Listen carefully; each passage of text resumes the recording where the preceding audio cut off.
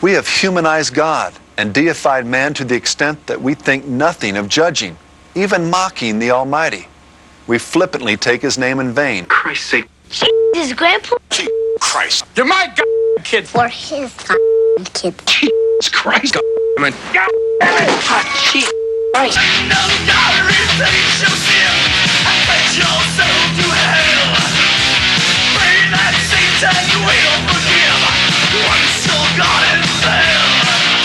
Fear not, for on this day on MTV, it's the Pee-wee's Playhouse Christmas special. The world would be a far less inviting place were it not for the influence of Christianity. How different are we really from the contemporaries of Noah, the original terminal generation, a culture whose obsession with wickedness was so great, God decided to wipe them off the face of the earth. As you hear the sound of the horn, flute, harp, lyre, and psaltery, in symphony with all kinds of music, you shall worship the gold image that King Nebuchadnezzar has set up. An image, by the way, that had the now infamous mark of the beast, 666, woven into its very dimensions. Just because I watch these movies doesn't mean I necessarily agree with the subject matter. Yeah, I know there's some bad scenes in it, but there's this one really cool scene where the bad guy dies and goes to hell. And that's biblical, isn't it? This is just something we do to fill time. We don't let it control us, do we, honey?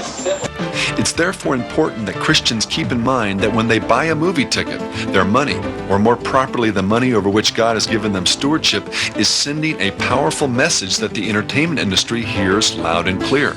And the message? Well, very simply, people like this. Give them more of the same.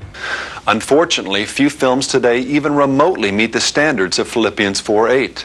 Christians, for example, have seen the blockbuster Ghost because, among other things, the real bad guys went to hell when they died, thereby hinting at the reality of God's judgment over sinners.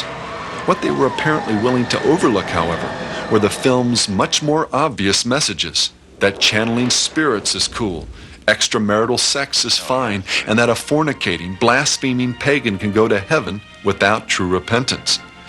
You don't have to be a prophet to know that God's judgment is being visited on our land.